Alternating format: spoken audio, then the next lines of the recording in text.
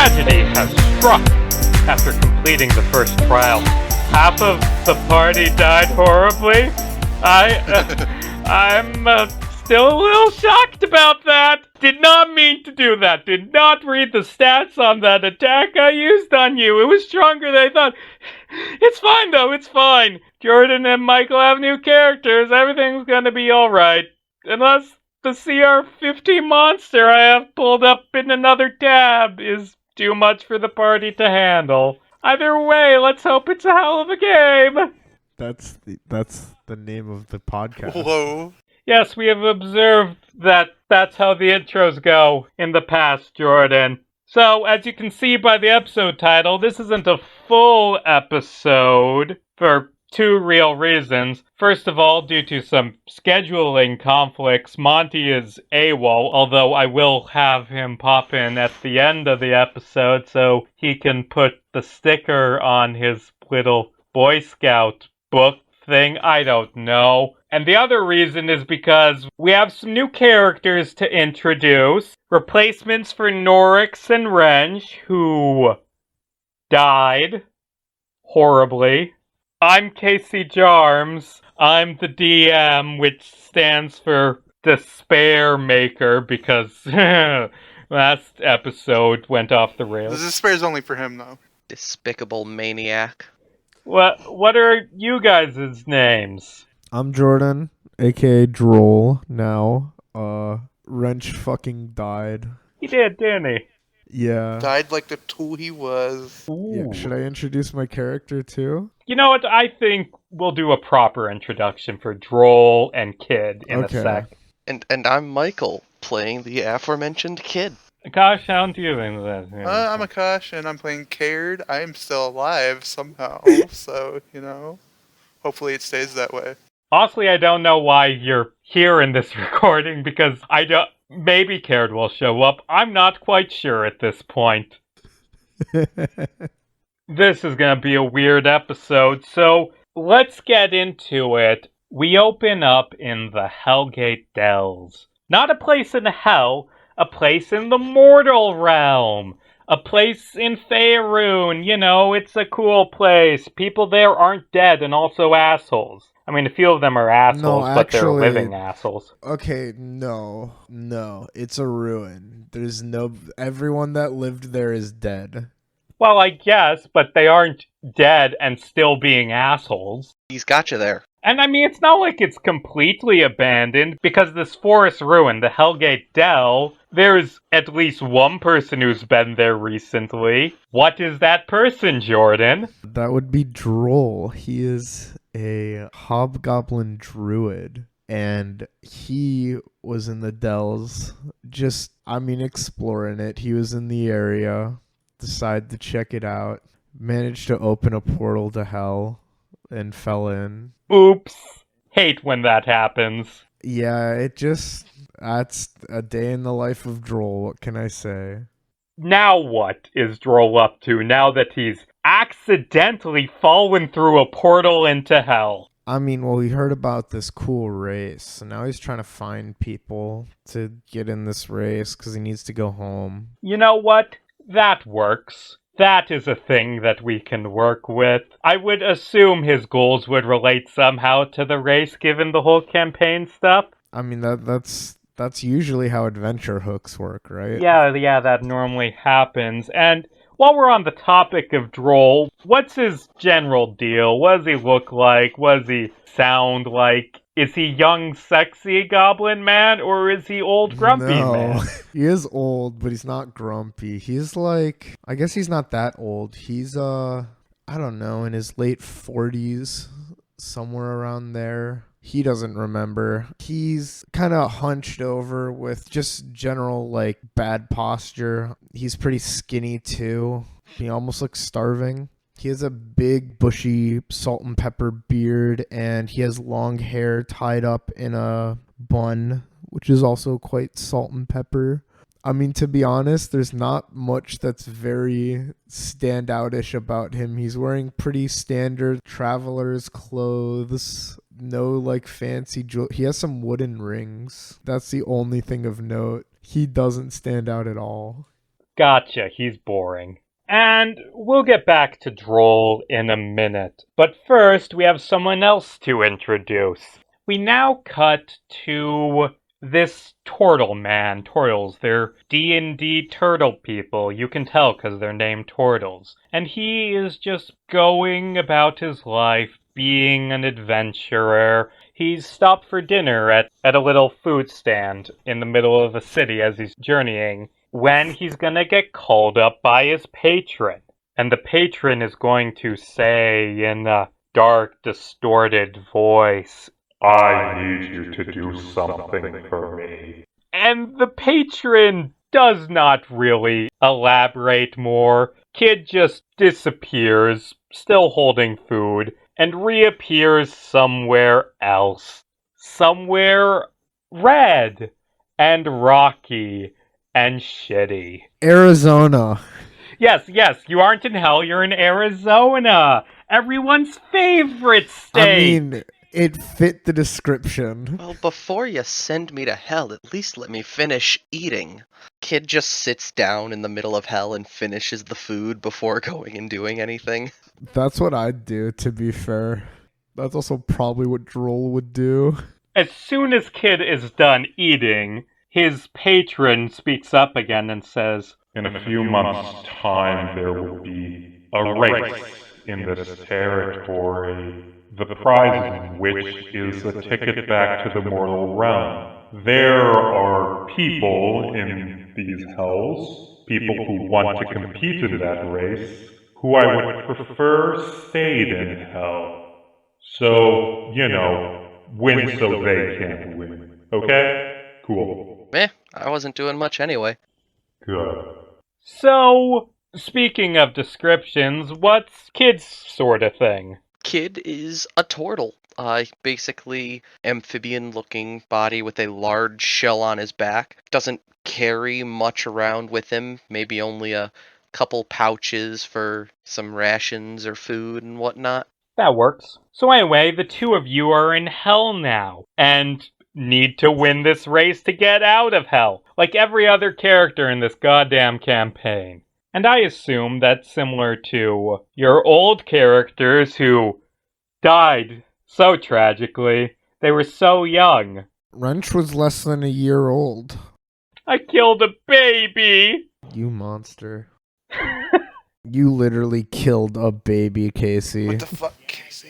Yeah, I'll kill 1,000 babies if it will make a good campaign. Wow. So anyway, like that dead baby, I assume you get into the race by signing up with some other racers who have a team. Maybe you find a flyer. Maybe it's the same stuff as in the pilot / Session 0. You remember that a few weeks ago?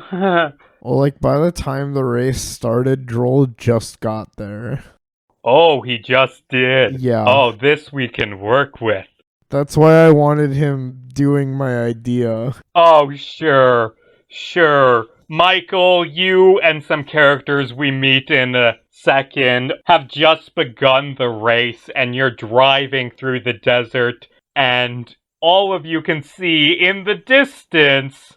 Well, what do they see, Jordan? Well, I see Drol just standing there on the side of the road with his thumb up. You're hitchhiking in the middle of a race. They would have to be idiots to stop and pick you up. Hey, they won't regret it, though. So we're not stopping. Kid just reaches his hand out about a quarter of a mile beforehand. He just leans off the side of the car, holding on to it with one of his big hands out and sort of like a grab as we pass by move. Oh, that is awesome. Michael, give me a strength check. Athletics or? You know what? It Sure, doesn't let's matter. do athletics because it would be I awkward don't if have- this failed. 9. Okay, so you reach out to grab Drol as you drive past him, and what happens with that 9 is your arm gets pulled out of its socket and then you drop him. Ow. Alright, stop the car. Okay. Kind of just reset the arm. And Drol, you see as this cherry red sports car just comes to a stop. Honestly, at this point, like half a mile away, and you probably have to jog to get into it. Okay. He's not jogging, he's gonna walk. Oh, sure. You know, they pull over in the middle of a race for you and you walk. I don't remember the saying. Slow and steady wins the race. That's it. No, it doesn't! Well, that's not what Drol believes. So, Jordan, you finally reach this cherry red sports car, and the driver, looks at you and he says, "Whoa, man! Did you just try and hitchhike during a fucking race, brah?" Yes, and it worked. "That's fucking sick. Get in the back of the car. You're part of our team now, man." Cool. And he allows you to get in the back seat of his cherry red sports car, and he's going to say, "Hi, I'm Johnny Fastcar, and I'm gonna win this race. This is my buddy," and he points to this dude with a beard sitting in the passenger seat, "Danny Mechanic Bergson Jr.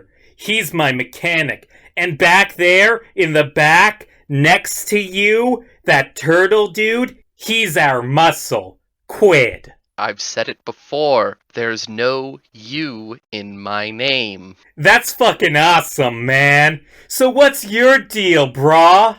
I'm Drol. I don't know. I need to get out of hell. "Fucking tight.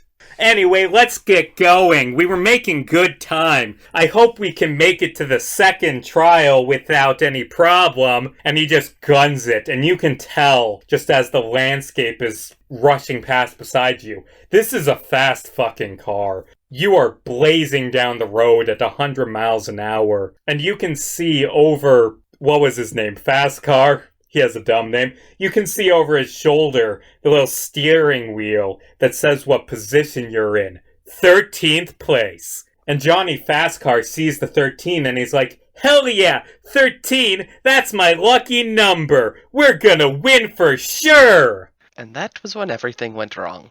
Yeah, pretty much. And that's when his head explodes. So, before everything goes back, I have a question for you, Michael. What's your character's thoughts on this as you just look over Jordan? Or Drol is his name. Maybe Jordan's his name. That would be weird. Actually, before that, there's one thing I want to mention. There is something slightly weird about him. Oh, God. That makes him look more than like a normal traveler. He has like a wooden staff, and he has a wooden shield on his back. "You like wood? That's sick, brah!" Going to reach out with a clawed hand, just poke the wooden staff a couple times. Seems flimsy. It's ironwood. It's as tough as steel. Nice! Still flimsy.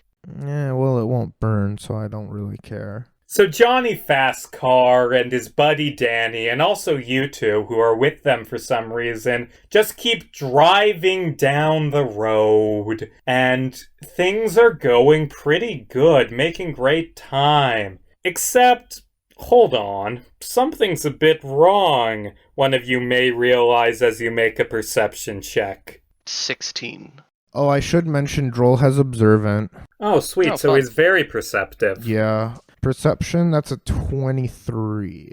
Okay, so Kid with that 16, and especially Drol with that 23, are definitely gonna notice this in a second. And just for fun, let's roll for the other two people in the car.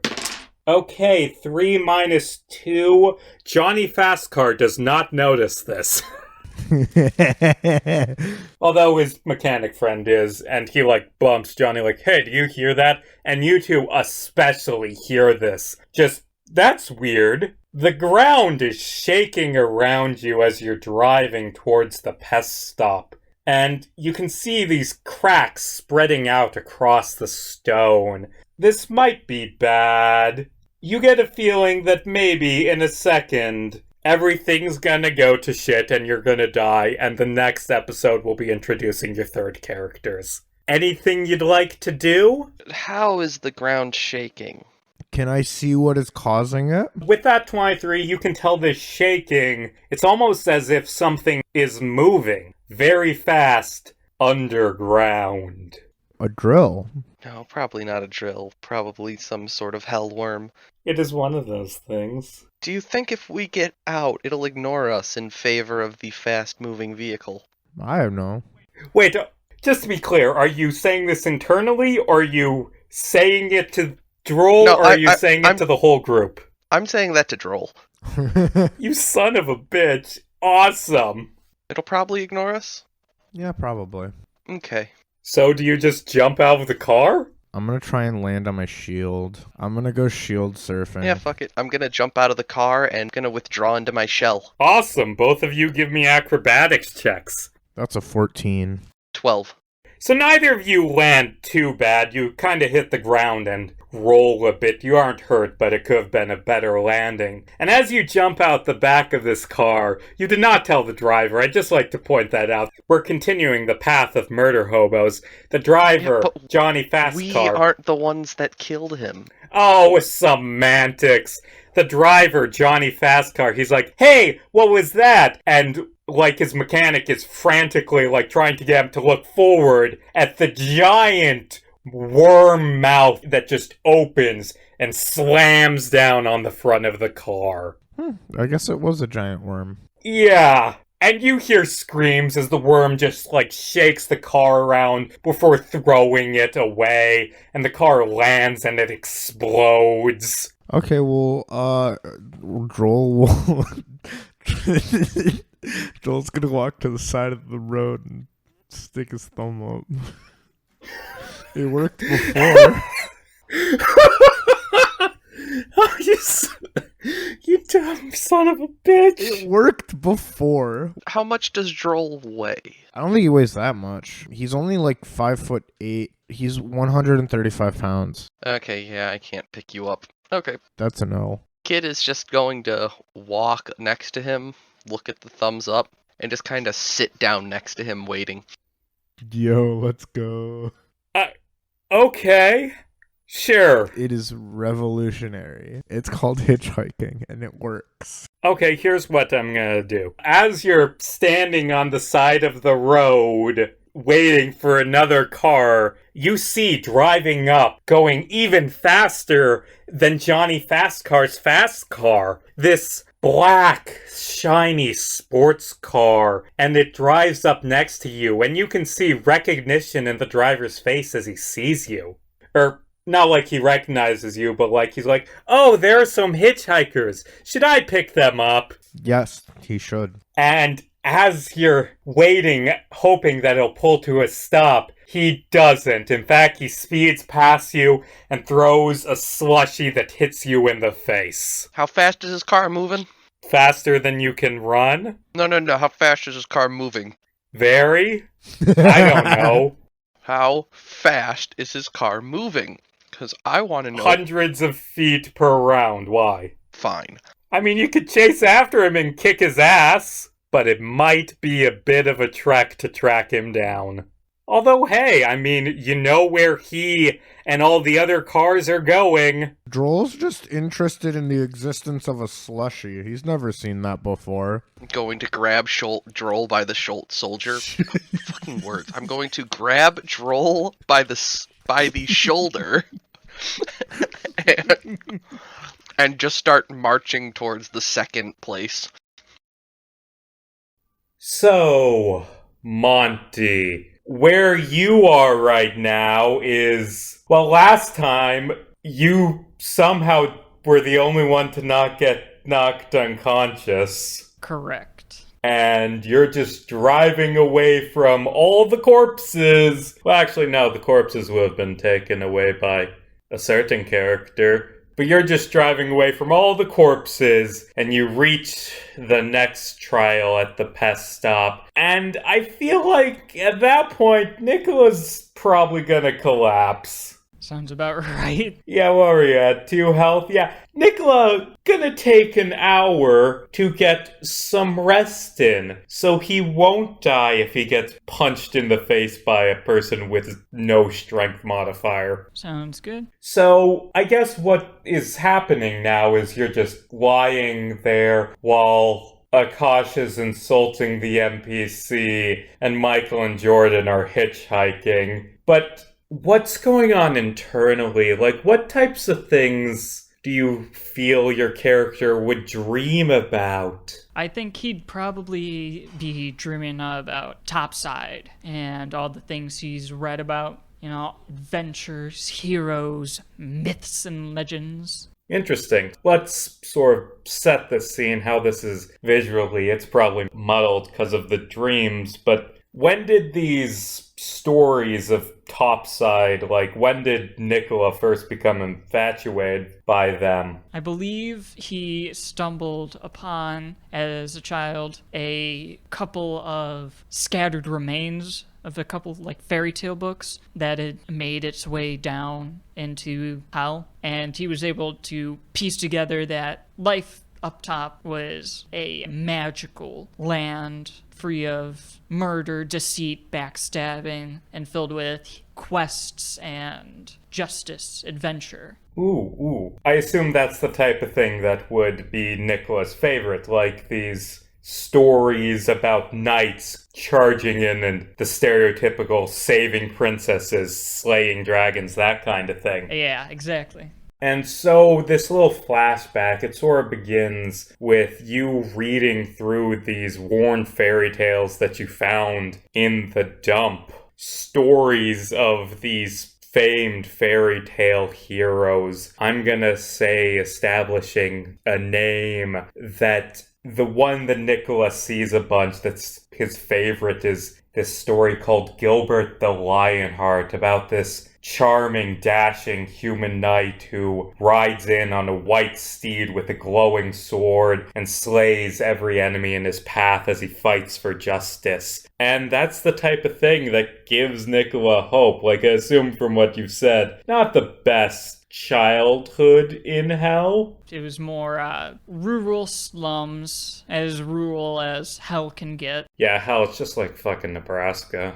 Dare I even say Wyoming? Oh my god. Wait, is that what this campaign is? Just comparing hell to various states? Because already we've done Georgia and Arizona. And then, as Nikola's dreaming of just being a little kid and seeing these fairy tales about these great heroic knights, it kind of shifts to a few years later when he's a teenager and he finds this energy source, his power. Describe for me sort of like how that happened, what you imagine that looking like. I believe Nikola had taken an interest in hell machines, sort of medieval equivalent to an automotive junkie, if you will, a gearhead, while purveying the wreckages strewn about the wasteland. He found a peculiar piece inside all of the refuse, one that glowed with an arcane, almost maybe even eldritch energy.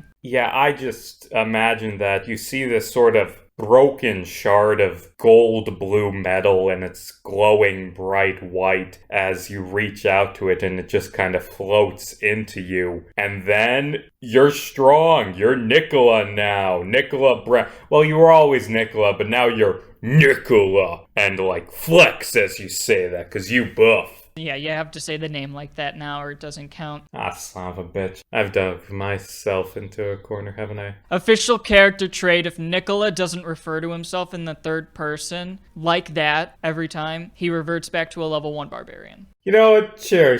Put that on yourself. I won't make you do that. And then, let's say the dream shifts one more time, and Nikola, you're driving, and then you just see fire raining down, and it burns across you, and your friends are all taken away, and then it's just you in the car, still driving, still injured. And what's Nikola's reaction to that? I feel like it would be one of slight sorrow, a bit detached from, years of living in hell, but not as much as its regular citizen. His stories and books still have an imprint on him, and he still hates to see people, even bad ones, taken away so abruptly. And as you're feeling this sorrow, as you're flashing back to like an hour and a half earlier, Kairyd just shakes you awake and like, hey, get up, we gotta go fight some dudes in a tent for like a key. thing. I don't know. The annoying devil who hates us is back. I feel like I'm gonna stab him, probably. That's what Akash sounds like, right? Yeah, sure. So, we have been introduced to our new characters. And we now, to close out this episode, except there will be a bit with Monty at the end, we cut to Kairyd. Is Akash still there? I don't know. Good, because you didn't actually need to be here for most of that. So, Akash, your character, at this point, I'm gonna be generous and say that you've just gotten in a short rest while Nikola was driving. So your character isn't at 0 hit points anymore. Okay, from 1 to now 17 HP, so back up to half. Okay, so you're not completely dead anymore, and you just groggily wake up as the car comes to a stop, and you see that Nikola has arrived at the pest stop. It's this rest stop. It's like a gas station type building, except there's no gas station stuff. It's like a convenience store. And there's a big sign above it that says rest stop with an R. Except someone has knocked off the right leg of the R, so it says pest stop. It's a whole thing. And as you pull up here, Nikola's gonna say, "We're here. I'm gonna take a nap now." And then he just collapses, and his forehead hits the steering wheel. It lands on the horn. For fuck's sake. Well, I get his head off the fucking horn, at least, so that we're not, making the worst ruckus in the world. And you notice, as you step out of this car and kind of look around, this convenience store building, it's surrounded by tents. And walking between the tents is this scarred demon with broken horns, who you recognize as Ira, the man whose bucket you kept throwing into a well. And he sees you from a distance and just groans as he walks I up give a to small you. wave. Oh God, it's you again! Hey, that's a good thing. Why are you here? At this point, I don't even know. I am barely alive. Why don't you tell me why you're here, and we'll figure this out. I'm running the goddamn race. How many times do I have to explain this? Whatever. Where's the others? Where's Tree Puncher and Bucket Cutter? Oh, my friend. They're dead. So Ha! Eat shit! You had it coming. Oh, I'm in a good mood now. I fucking punch him. And he just looks kind of shocked at you. Wait, does he need to roll to hit? Actually, that's a good point. Roll to punch this guy in the face. He has a high AC. 14. Oh, so you just punch him in the face and it doesn't even faze him? Because he's been dealing with people like you all day. He's pretty tough. And he says, yeah, cool. So anyway, this is the next trial. Go into one of the tents and you'll see what happens. And you said he's scaly? Kinda. Can I He's rip a devil. scale off? Fucking go for it. I don't even know what I'd roll for that. I want to be honest. Just make another unarmed attack. 17. Yeah, no. You do not manage to rip off part of his face, and he just stares at you like, dude, you're barely standing. You know I can kill you, right? Like, would you like a demonstration of what's gonna happen if you keep fucking with me? Would you like that, bud? Shut the fuck up. Fucking, you little demon bitch. I've had a hell of a fucking day. A couple people are dead and you're being a fucking asshole. Just go on your fucking merry way. Oh, come on! I was gonna have him, throw a bunch of fire at your car, but he rolled a 1. So he just looks at that and sheepishly walks away saying, go to a tent if you want to do the next trial. Is there anything better than tents? I'm gonna ask him as he walks. Just go into a goddamn tent when you're ready, man. I'm gonna go get fucking Nikola then and kind of put their shoulder over kind of my neck area and just kind of. No, they're fucking unconscious. I'm just gonna carry them. Well, I'm gonna give you a choice here. Something that, because we were focused on the other guys, we didn't really go over is where you guys are in position. First off, the witch, the tank, and Tiger Woods. They all died, so they're out of that race. So you went from 214th place to 211th. That's good. Also, you kinda lost time with all your party dying. So, could you roll me a d20? They could have kept driving through that. They never stopped.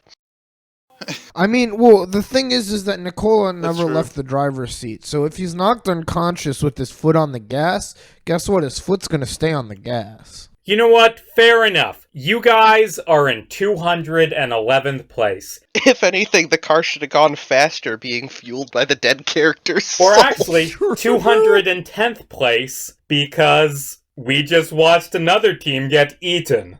Yeah, and we were in 13th place. Yeah, so you were ahead of them. But the point is, that's still a ways back in the order of where cars are. To survive, you need to get below 200. So I'm going to say, you can take some time, let Nikola rest, have him be with you next session as you go into this trial. Or you can go in it alone and maybe die. I'm not going in alone. Nope. Nah. Okay, so you're going to roll a d20 to see how many positions you lose as you wait for Nikola to be okay. 8. An 8. Okay, so now the car is in 218th place. But after that rest, Nikola is up and chipper and ready to appear in next episode as you and him walk into this tent. And you see standing, waiting, your opponents who you'll be facing in this tent minigame. A turtle man and a hobgoblin. Go.